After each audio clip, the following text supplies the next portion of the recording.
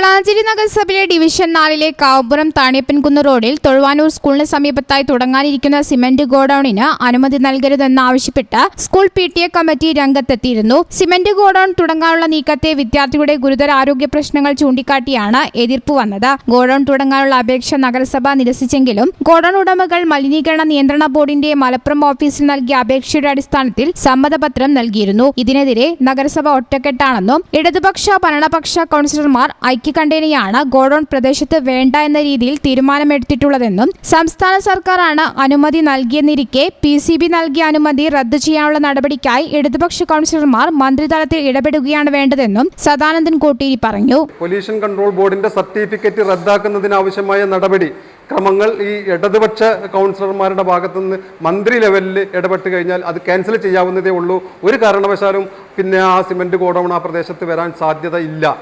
അപ്പോൾ അതിനാവശ്യമായ ഒരു നടപടി ആ ഇടതുപക്ഷ കൗൺസിലർമാരും ആ പാർട്ടിക്കാരും അത് ഇടപെടണം എന്നുള്ളതാണ് അതിനെ സംബന്ധിച്ച് പറയാനുള്ളത്. വളാഞ്ചേരി നഗരസഭ നിർമ്മിക്കുന്ന ഭിന്നശേഷി വിദ്യാർത്ഥികൾക്കുള്ള പരിശീലന കേന്ദ്രം ആരംഭിക്കാൻ ഉദ്ദേശിക്കുന്ന ഗോഡൌണിന് തൊട്ടടുത്താണ് നിർമ്മാണം പുരോഗമിക്കുന്നത്. സിമന്റ് ഗോഡൌൺ പ്രവർത്തനം തുടങ്ങിയാൽ ഭിന്നശേഷി വിദ്യാർത്ഥികൾക്കും ഗുരുതര ആരോഗ്യ പ്രശ്നങ്ങൾക്ക് ഇത് കാരണമാകും. ഇത് കണക്കിലെടുത്ത് വിവാദങ്ങൾ മാറ്റി നിർത്തി ജനപ്രതിനിധികളും നാട്ടുകാരും സ്കൂൾ അധികൃതരും ഒരുപോലെ പ്രവർത്തിക്കണമെന്നും സദാനന്ദൻ കോട്ടേരി ആവശ്യപ്പെട്ടു. ഈ ചാനൽ ന്യൂസ് വളാഞ്ചേരി.